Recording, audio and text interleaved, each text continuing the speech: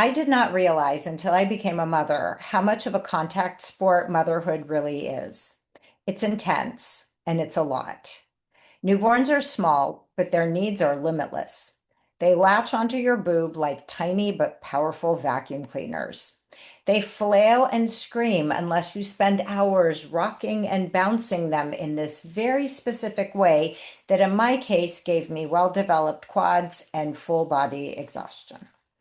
My daughter, for the first 4 months of her life, wailed piteously unless she was attached to me like a slug.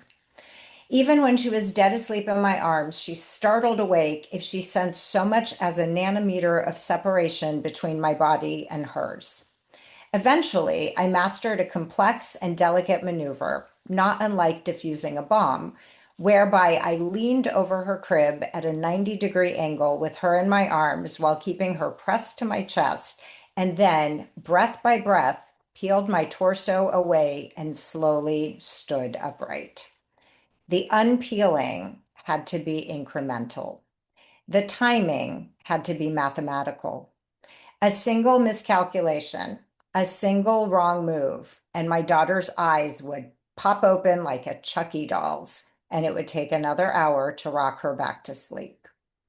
I love my daughter, but I did not love the needy newborn stage during which my body was no longer my own. Day after day, night after night, I nursed and rocked and performed the 90 degrees of separation maneuver.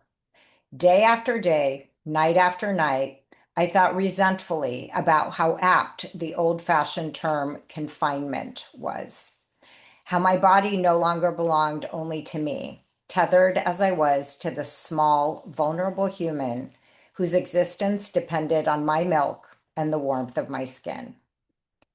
And then, as children do, my daughter grew up and became a willful toddler whose first complete sentence was, "Do it myself." This is the thing about motherhood. You're always too close, or else not close enough. In English, the word mother is a vehicle for highlighting all the ways you can get it wrong. Smother, other, motherload, spelled Load. But this is not a story about too close or not close enough. It's a story about a Goldilocks moment, a story about getting it just right. Picture this. It's fall, and I'm waiting for my daughter outside of Mrs. Swaggerty's third grade classroom. My daughter is 8 years old and even more independent than she was as a toddler, but she still lights up when she sees me at the end of the day.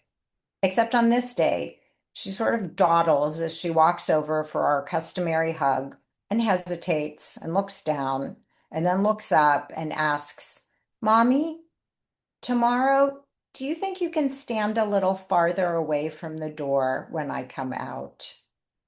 Something catches in my throat. I nod slowly and think, this is how it starts. From here, it's only a hop, skip, and jump to, "Can you drop me off 3 blocks from school and don't make eye contact?" But then my daughter finishes her sentence. She says, "So I can get a running start and leap into your arms."